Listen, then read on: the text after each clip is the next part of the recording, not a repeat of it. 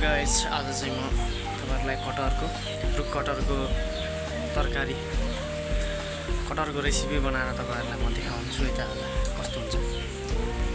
मैले चाहिँ यसरी काटेर बोइल गरेर रेडी बनाउँछु। अब यसको बाहिरको बोक्रा चाहिँ फालेर त्यो पछाडी अब कस्तो हुन्छ तपाईहरुलाई म अन्तिमसम्म देखाउँछु। ल गाइस, यस्तो भयो, रेडी भयो। यसलाई चाहिँ यहाँ यसरी तासेर यसरी रेडी गरेको छु मैले। अब यसलाई म चाहिँ अब पकाउन तयारी भइसक्यो। अब पकाउँछु है। यो प्याज, टमाटर अनि लसुन अदुवाको पेस्ट खोर्सानी सबै यसरी रेडी भयो है।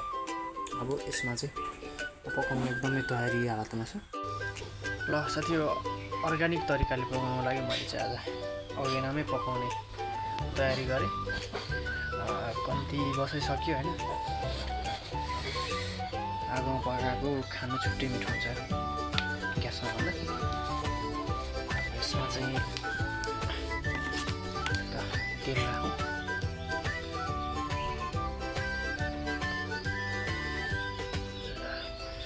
तेल यति राख्यो हैन, ठिक्क चिल्लो नि देखाउनुहुन्न। हाम्रो यो तेल पनि तातिसक्यो। यसमा हल्का मेथी लगाएर अब यसलाई टक्क यो लगाउन तयारी छ। टक्क लगाइदिने जोइन पनि गरेर यो चाहिँ पाक्न सुरु भयो त। टक्क यस्तो छ अहिले सुरुको स्टेप है। कम्प्लिट गरिसकेपछि यसमा चाहिँ बेसारको पेस्ट पनि लगाइयो। टक्क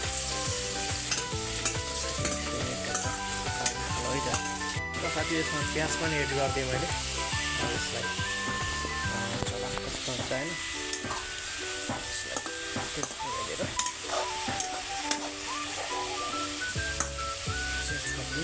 छोप्दै अब यसलाई 1 मिनट 2 मिनट जति छोड्दै मैले टमाटर पनि यसमा एड गरिदिएँ। ल